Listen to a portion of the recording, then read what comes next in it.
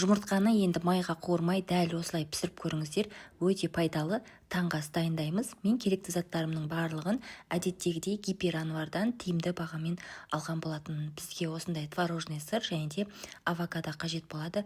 Ең алдымен 3 жұмыртқамызға сүт, тұз қосып жақсылап араластырамыз.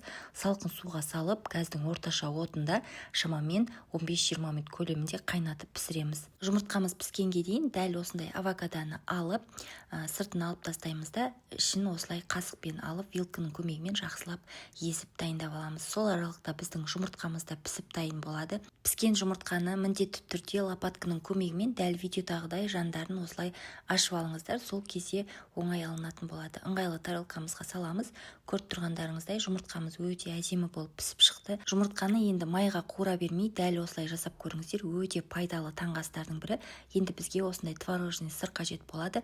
Нанның бетіне дәл осы творожный сырды жағамыз, және де жаңағы дайындап қойған авокадомызды салып, піскен жұмыртқамызды саламыз. Осымен біздің пайдалы таңғы асымыз дайын. Қыздар, міндетті түрде жасап көріңіздер, өте дәмді болып шығады. Менің парақшама тіркелуді ұмытпаңыздар.